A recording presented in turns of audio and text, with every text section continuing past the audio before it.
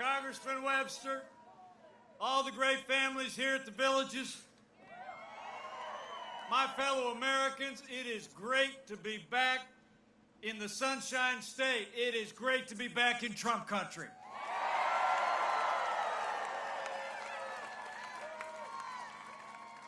Thank you all for coming out today. And what a privilege it is to be here with my friend. I heard of Congressman Daniel Webster when he was serving in your state house. He was Speaker of the House, a man of integrity and principle. And I can tell you, in all my 12 years in the Congress and ever since, I've never served with someone more committed to conservative principles or a stronger ally of our president and this administration. Join me in thanking Congressman Daniel Webster for all he's done for Florida and for the cause. But Daniel and I are here for one reason and one reason only. And that is that Florida and America need 4 more years of President Donald Trump in the White House.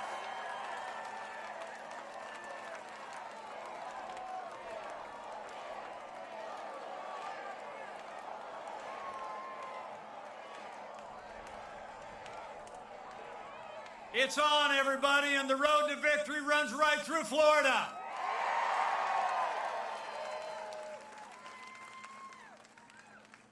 It's so good to be with all of you. I had a little bit of a busy week. I don't know if you got to see it, but I was over in Utah the other night. We had a little debate with Kamala Harris, and some people think we did all right.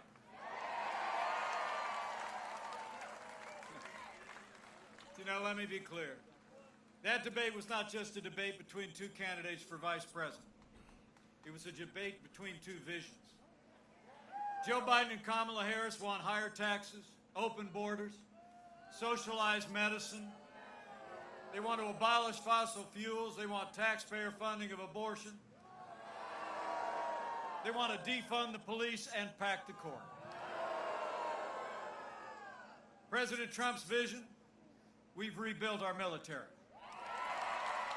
We cut taxes. We roll back regulation. We've unleashed American energy. We secured our border, supported law enforcement, and stood for life, liberty, and the Constitution of the United States. I mean, when you compare the Biden-Harris agenda with the agenda of President Donald Trump, the choice is clear. If you cherish faith, freedom, law, and order, and life, in 24 days, we got to re-elect President Donald Trump for 4 more years.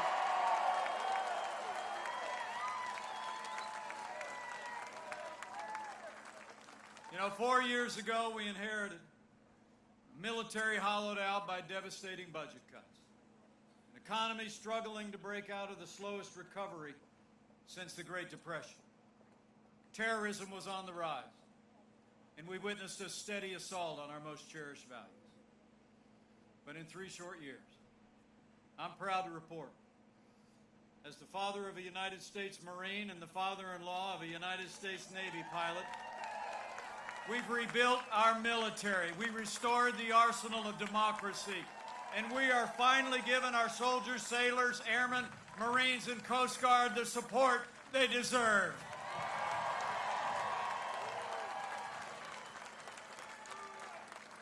You know, I couldn't be more proud to serve as Vice President to a president who cares so deeply about the men and women of our armed forces. And we've stood with those who serve, but we've also stood with all of you who have served in the uniform of the United States. You know, when Joe Biden was Vice President, you all remember it, we saw years of heartbreaking scandal at the VA that shocked the conscience of the nation. I mean, we literally saw America's heroes perishing in waiting lines to get health services at the VA. But under President Donald Trump, those days are over. Our president signed the most sweeping reform of the VA in 50 years. We fired thousands of VA employees that were not giving our veterans the care that they earned in the uniform of the United States. and Veterans Choice is now available for every veteran in America.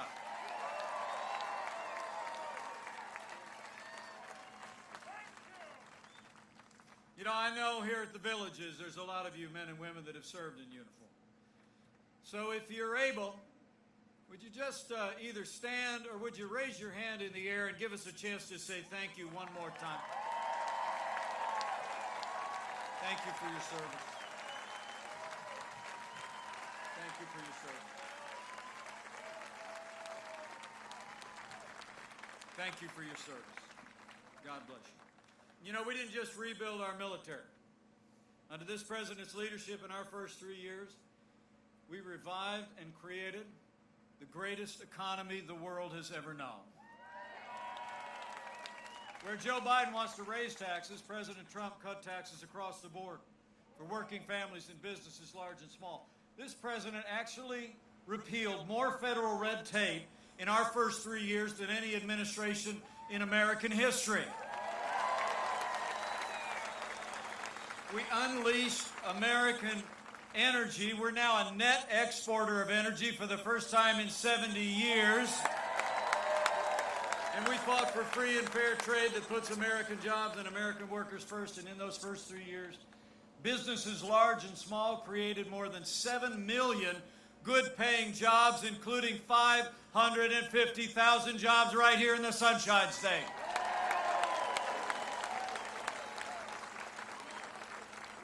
So we stood for our national defense and for jobs.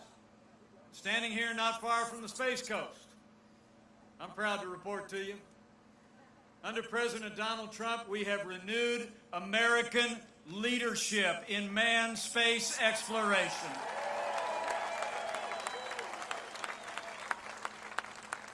We reconstituted the National Space Council, and the President asked me to be the chairman. He didn't actually know that when our kids were little, we actually vacationed at Cape Canaveral just to go see the rockets. That Daniel, you got to know, the only committee I ever asked to be on in the Congress was the NASA subcommittee. So when he asked me to lead the National Space Council, I counted it an incredible privilege. And under this president's leadership, we've secured historic funding for NASA.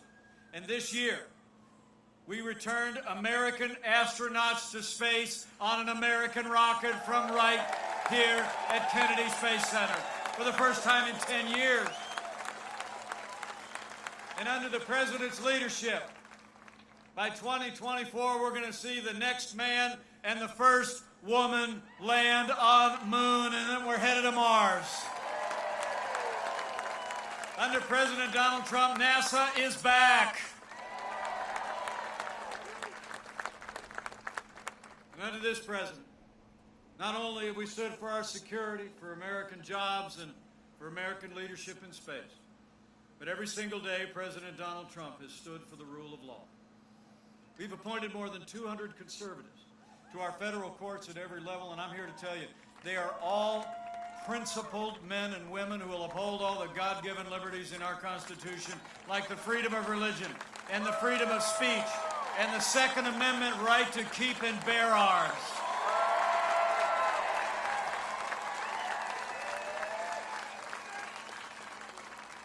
Now, last month, we rightly paused as a nation to honor the life and service of Justice Ruth Bader Ginsburg. But when the memorials were over, President Trump fulfilled his constitutional duty. And he nominated a principled, brilliant, conservative woman to the Supreme Court of the United States of America, Judge Amy Coney Barrett.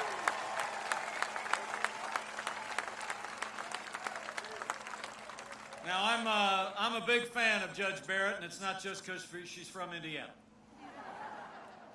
I'm telling you what, Judge Amy Coney Barrett is an inspiring person.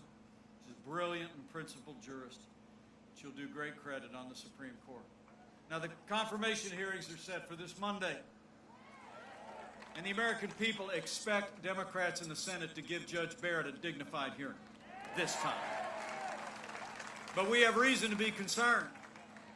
You all remember When Judge Barrett went through her confirmation 2 years ago for the Court of Appeals, the Democrat chairman of the Judiciary Committee actually criticized Judge Barrett for her Catholic faith. She said that, quote, "the dogma lives loudly in you." And Hollywood elites have already begun to criticize Judge Barrett and her family for their Christian faith. Well, I got news for the Democrats and their friends in Hollywood. The dogma lives loudly in me. The dogma lives loudly in you. And the right to live and work and worship according to the dictates of our conscience lives loudly in the Constitution of the United States of America.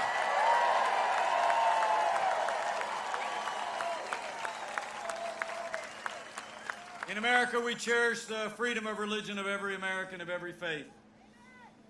And these attacks on Judge Barrett's faith got to stop. So after the Senate does their job to advise and consent, I'll make a prediction.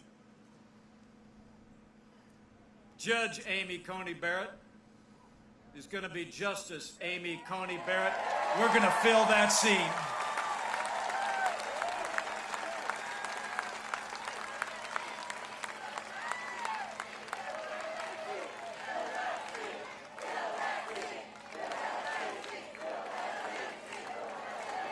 Oh, we're going to fill it. You know, the American people actually also deserve to know. The Democrats in Washington are actually talking about adding seats to the Supreme Court in the biggest power grab in American history. It's called packing the court. Now, Joe Biden and Kamala Harris won't admit it, but after 150 years with 9 seats on the Supreme Court of the United States, they're planning to pack the court. In fact, Joe Biden refused to answer the question in his debate with the president. Kamala Harris refused to ask the question during our debate. And just yesterday in Nevada, Joe Biden was asked by a reporter if don't voters deserve to know what you do? And Joe Biden replied, quote, "No, they don't." Well, come on, Joe. The American people deserve a straight answer. When you're running for the highest office in the land, the American people deserve to know whether you're going to respect the highest court in the land. You know, there's only one explanation why Joe Biden and Kamala Harris won't answer the question.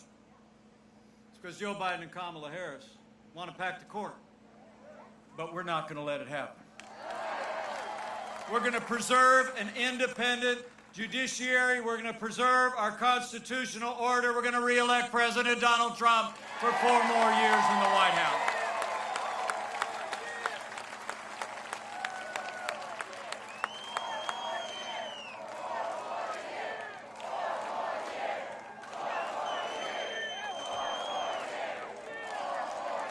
So we've stood for the rule of law, prosperity, and security. We've stood for an independent judiciary, and we always will.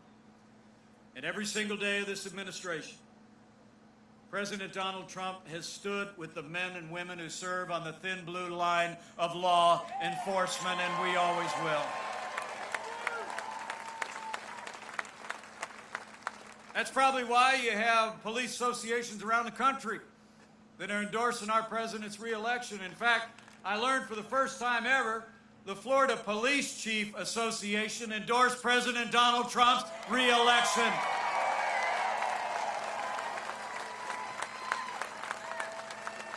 Let me take this opportunity to thank Sheriff Jeff Parson and all the membership of the Florida Police Chief Association. And also, can we just show these law enforcement officers how much we appreciate all they do every day to protect and serve our families?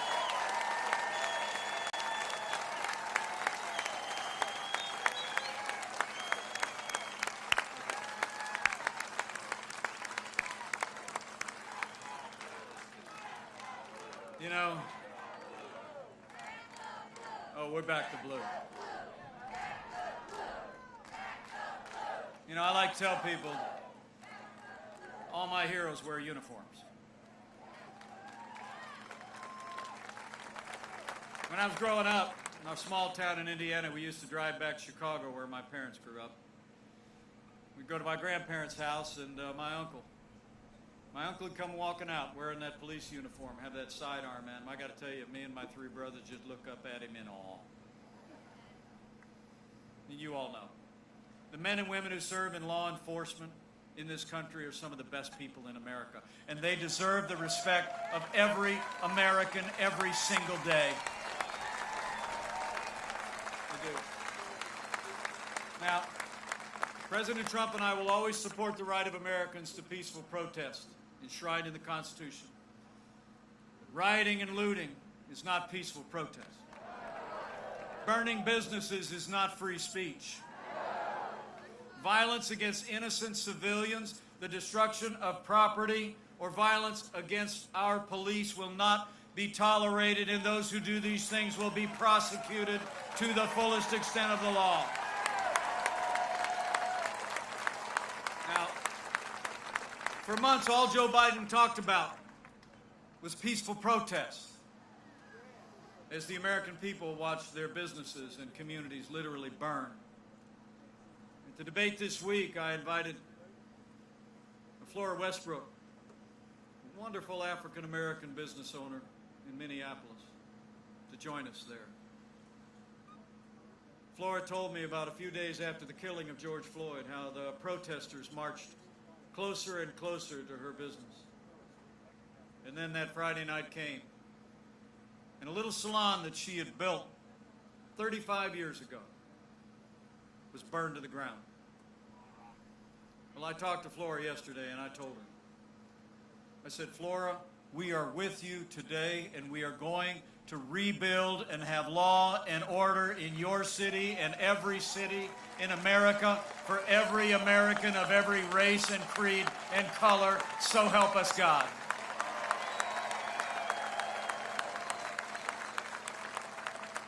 You know, the truth is, Joe Biden would double down on the very policies that have led to violence in America.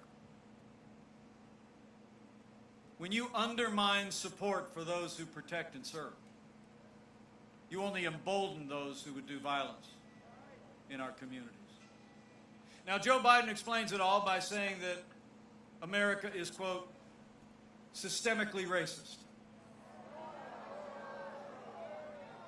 And he and his running mate just the other day have said that police have a, quote, implicit bias against minorities. When Joe Biden was asked if he'd cut funding to law enforcement, he said, yes, absolutely. And his running mate recently applauded the mayor of Los Angeles' announcement of cutting $150 million from the LAPD. Well, let me make you a promise. Under President Donald Trump, we're not going to defund the police. Not now, not ever. We're going to back the blue.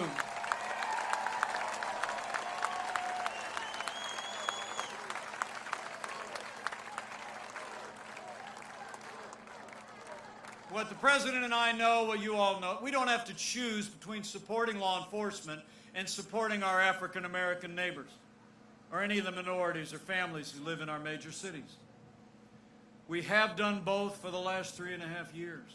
We provided new resources for law enforcement, new personnel, and we've made historic investments in our African-American, historically black colleges and universities.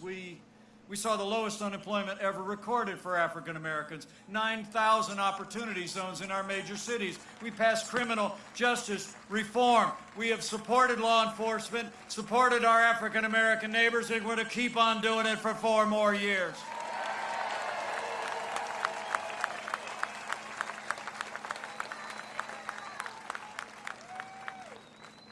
So I just want to thank you all. I want to thank you all for being here today.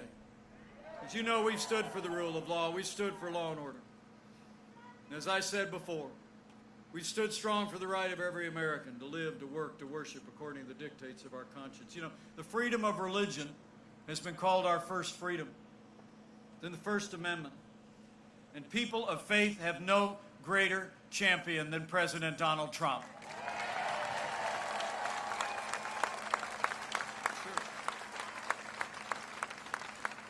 From early on, the president took decisive action to restore the conscience rights of doctors and nurses, teachers, and religious charities.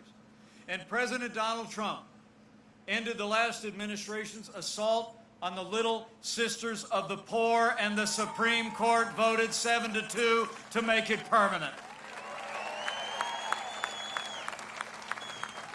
It's amazing to think. When Joe Biden was vice president, they actually hauled a group of nuns who had taken a lifetime vow of poverty to serve the neediest among us. They hauled them into court to force them to compromise their faith to live under the standards of Obamacare. And you deserve to know Joe Biden recently said that he plans to do it again. He plans to reimpose the strictures of Obamacare on the Little Sisters of the Poor and other religious institutions. In fact, his running mate attacked one of our judicial nominees simply because they were a member of the Catholic Knights of Columbus. So let me make you a promise. With 4 more years of President Donald Trump in the White House, we're going to respect the religious freedom of every American of every faith. And we're going to end the assault on religious liberty once and for all. So it's been about security, it's been about prosperity, the rule of law, and our liberties. But I can't tell you how proud I am to be vice president to a president who stands without apology for the sanctity of human life.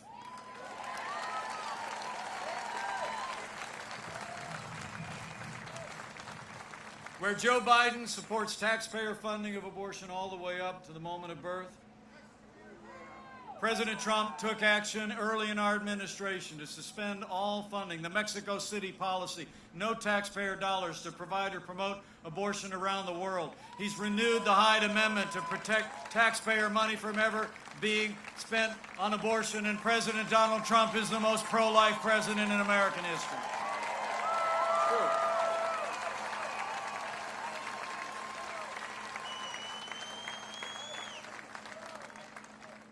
So we've rebuilt our military, revived our economy, stood up for law, order, life, and liberties. And let me just say, none of that would have been possible in our first 3 years without the strong and consistent support of Senator Rick Scott and Senator Marco Rubio. And that's also why, here in his congressional district, we need you to re-elect Congressman Daniel Webster to a new Republican majority and retire Nancy Pelosi once and for all.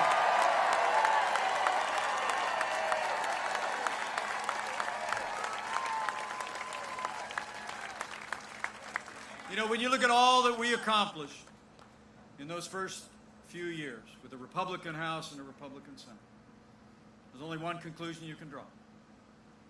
In 3 short years, we made America great again. True. And then the coronavirus struck from China. I'm here to tell you, before the first documented case of community transmission in the United States, President Trump did what no other American president had ever done before. He suspended all travel from China, the second largest economy in the world. He put the health of America first. Now Joe Biden said that was hysterical. He said it was, quote, xenophobic. In fact, he wrote in USA Today back in January that travel bans would, quote, make things worse. But let me tell you, as the head of the White House Coronavirus Task Force, I can tell you firsthand, President Trump's decision to suspend all travel from China bought us invaluable time to stand up the greatest national mobilization since World War II, and it saved countless American lives.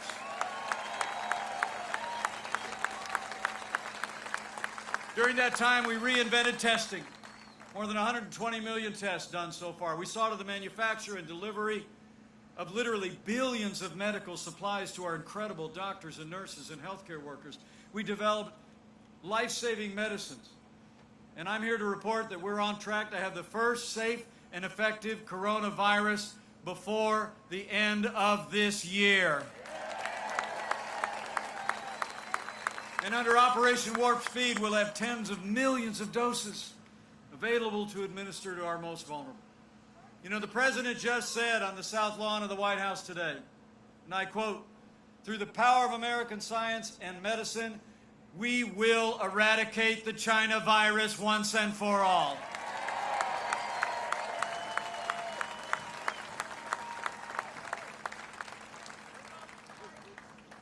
And let me say on behalf of the President and the First Lady, how moved we've all been by the outpouring of prayers and concern for our first family over the last week. I spoke to the President this morning before I left for Florida, and I'm happy to report to you President Donald Trump and First Lady Melania are doing great.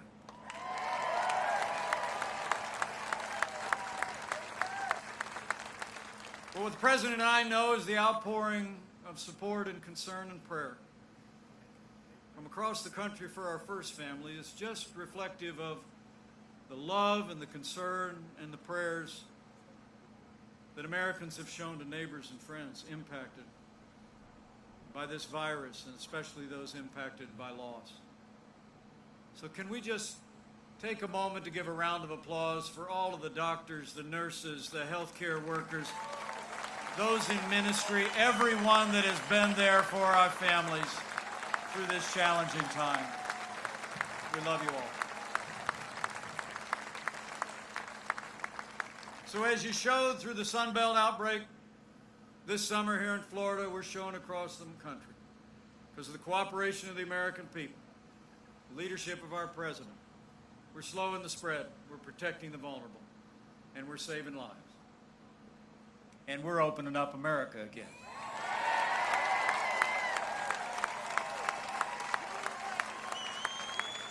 You know, it's amazing to think, after losing 22 million jobs at the height of this pandemic, in just the last 5 months, because of the foundation that we poured and because of the unprecedented recovery and relief support for families and businesses, we've already seen 11.5 million Americans go back to work, including 630,000 Americans right here in Florida. We're opening up America, and we're opening up America's schools.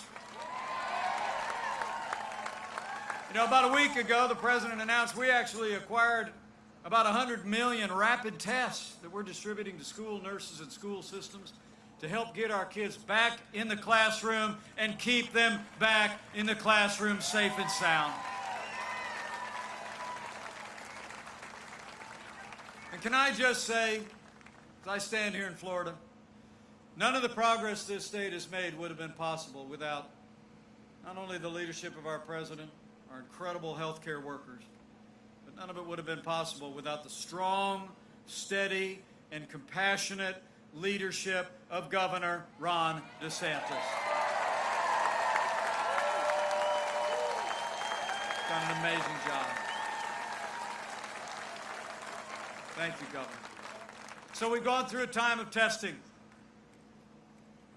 But I came down today on this cool and breezy Florida day, because in 24 days we're coming to a time for choosing. The choice in this election has never been clearer, and the stakes have never been higher. It's amazing to think, in the middle of a global pandemic, Joe Biden wants to raise taxes by $4 trillion. President Trump, not only has he passed the largest tax cuts and tax reform in history, but for 4 more years, we're going to keep cutting taxes for middle-class Americans and bring this economy all the way back and then some. Where Joe Biden wants to bury our economy under an avalanche of red tape, he had to be reminded in that presidential debate that he supports the Green New Deal. He even wants to put us back in the Paris Climate Accord. President Trump's been cutting red tape, got us out of the Paris Climate Accord. Our air and land are cleaner than any time in recorded history. Our water is the cleanest in the world, and America is now a net exporter of energy for the first time in nearly 70 years.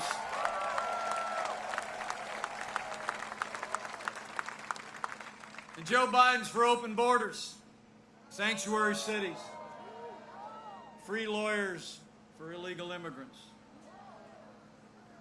President Donald Trump made record investments in border security. We've already built 300 miles of that border wall on the southern border of the United States.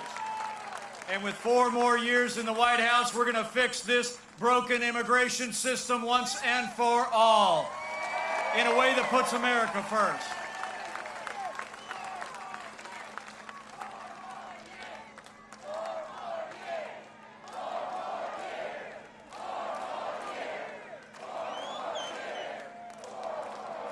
And when it comes to international trade, so important here in Florida, for what you manufacture and what you grow.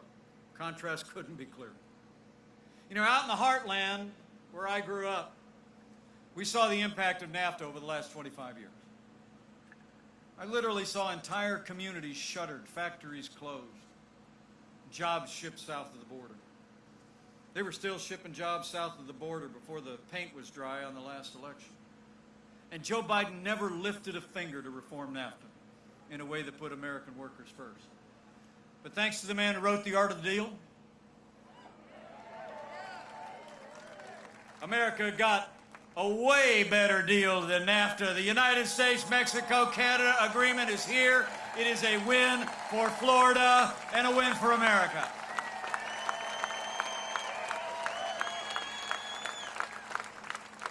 And when we came into office, half of our international trade deficit was with China.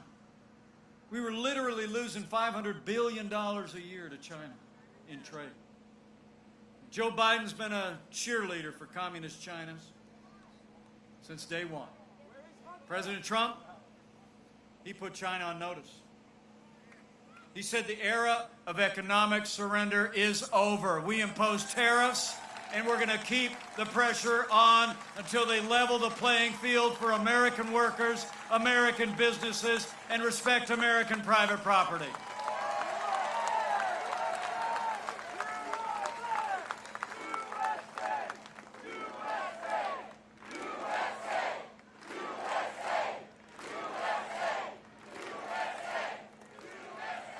And where Joe Biden and Kamala Harris want a government takeover of health care. I mean, their version of Obamacare includes what's something called a public option. You heard about it? They say then the government insurance would be out there competing with private insurance. Well, I said years ago when we had that debate when I was in Congress, you know, the government competes with the private sector the way an alligator competes with a duck. I mean, the truth of the matter is, they would put us on an inexorable path to socialized medicine. President Trump, we're going to reform health care. We're going to protect pre-existing conditions. We're going to lower the cost of health insurance without growing the size of government. We're going to harness the power of the private sector and make sure that America is never a socialist country on health care or anything else.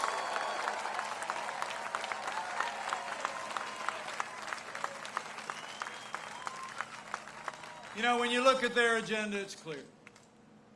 Joe Biden would be nothing more than a Trojan horse for the radical left. Now, Joe Biden has said that democracy is on the ballot. Well, I think our economic recovery is on the ballot. Law and order are on the ballot. But so are things far more foundational to our country. From the number of people nodding your heads, I think you get it. This election is not going to decide whether America is more conservative or more liberal,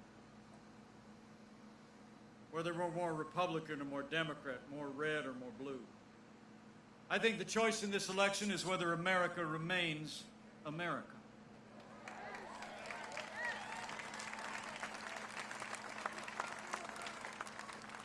Whether we're going to allow Joe Biden and Kamala Harris to steer our nation on a path of more government, less freedom, less opportunity. A path that ultimately leads to socialism and decline. Or whether we're going to steer our nation in a renewed way on a path of freedom, individual responsibility, and all the ideals that have made this country great. So for our freedom, for our highest ideals, we need to decide right here and right now that Joe Biden will never be President of the United States of America. We're going to re-elect President Donald Trump for 4 more years.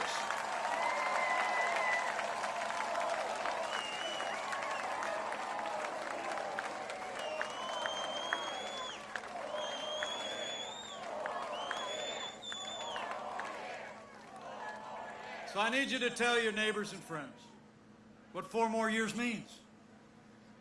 See, I was over in a parking lot at the Villages the other day. I ran into Mike. And he told me to tell you, 4 more years means more jobs. 4 more years means more judges. 4 more years means more support for our troops. 4 more years means more support for our police. And it's going to take at least 4 more years to drain that swamp.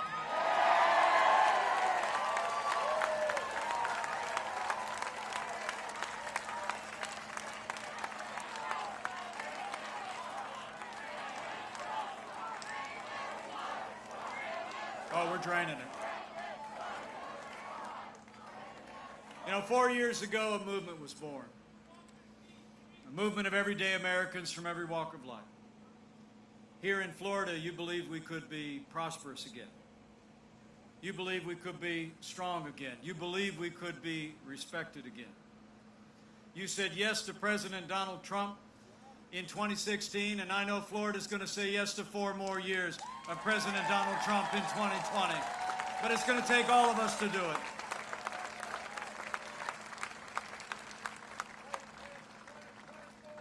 Let me tell you.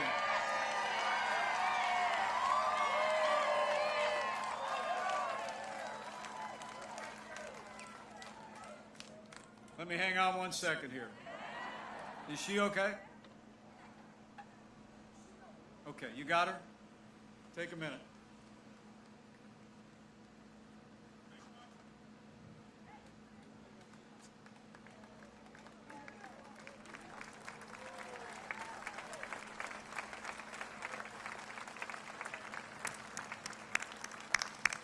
Thank you for coming out there. You know, I've known this president over the last 4 years. Some people think we're a little bit different.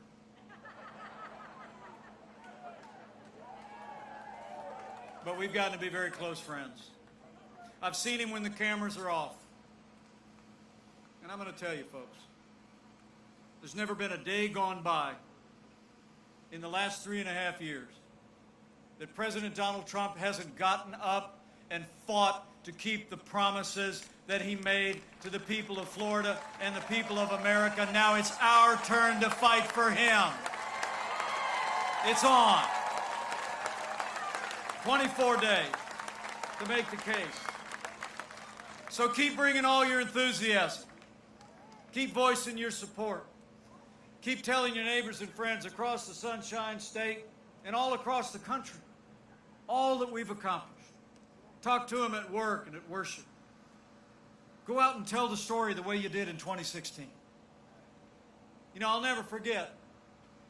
I was on one of those Sunday morning shows just before the election 4 years ago. And all the polls said that the president was going to lose. Right? And Hillary Clinton was already announcing who her cabinet picks were. You remember that? They were measuring the curtains in the Oval Office. And I'll never forget, I was on one of the shows. And the host looked at me and he asked almost in a sympathetic tone. He said, "What do you think's going to happen?" And I looked at him and I said, "I think we're going to win."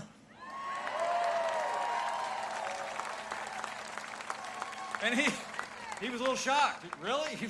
He like said to me, "Why?" And I said, "Well, because I said, look, I don't care about the polls. There's only one poll that matters."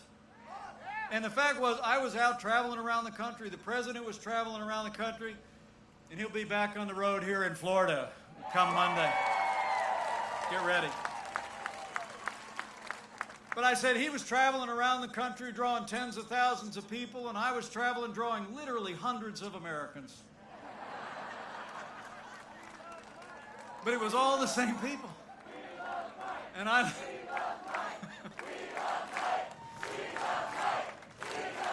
Thank you. But it was, I said to this host, I said, all I can tell you is what I'm seeing across the country. Every time I look across a rope line, every time I wave from the car, every time I have a chance to stop and talk to people, I said, it's the American people just knew. They heard the vision this president had of a strong and prosperous America. They heard his distinctly American leadership. They heard those leadership qualities coming through. And they were talking to one another. I just knew it. They were turning down the sound on the TV, not listening to the commentators and the pundits. And they were, remember, you know, the most powerful media in America is not your major television networks. It's not your big newspapers. It's not even your social media. The most powerful media in America is word of mouth. It's when the American people hear from you, they hear what you believe in your heart of hearts is important to them and their family and the state and the nation. So I encourage you, just go out and let your voice be heard. And when you're speaking, speak boldly and confidently. Because I'm going to tell you something. This is a freedom-loving nation. And you go talk to your neighbors and friends, your Republicans, your Independents, your Democrats, and you tell them that freedom is on the ballot. And I truly do believe a study of American history shows every time the American people have been given a clear choice between a future built on more freedom and a future built on less freedom, the American people choose a future of freedom every single time. So have faith in your neighbors and friends and go out and talk to them about the choice we face. And lastly, in the days now between now and the election, if you're inclined to exercise that other kind of faith, I encourage you to do that too.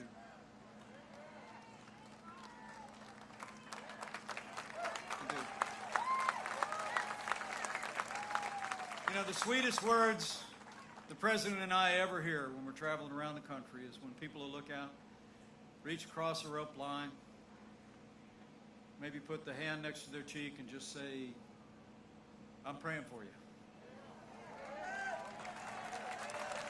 And we hear it a lot. Everywhere I've gone the last 4 years traveling around this country, I'm convinced of two things. This is a freedom-loving nation, and this is a nation of faith. And so in the 24 days we have between now and Election Day, as you let your voice be heard, as you help tell our story, as you make sure to get out and vote, and all your neighbors and friends get out and vote. If you're inclined to bow the head and bend the knee, I encourage you to do that too. And when you pray, pray with confidence that if his people who are called by his name will humble themselves and pray and turn, he'll do like he's always done in the long and storied history of this nation. He'll hear from heaven, and he'll heal this land, this one nation, under God, indivisible, with liberty and justice for all. So pray for America. Pray for all the American people. It'll make a difference. So I want to thank you all for coming out again today, and I want to thank you for the great privilege of being your vice president these last 3.5 years. It's the greatest honor of my life. And I'm absolutely convinced if all of us do all that we need to do between now and November 3rd, we work like it depended on us, and we pray, that we're going to have a great American victory on November 3rd. We're going to make Florida and America stronger than ever before. We're going to make Florida and America more prosperous than ever before. And with Rick Scott and Marco Rubio in a renewed Republican majority in the Senate, with Daniel Webster in a new Republican majority in the House of Representatives, with President Donald Trump in the White House for 4 more years, and with God's help, we're going to make America great again. Again. Thank you all very much. God bless you, and God bless America.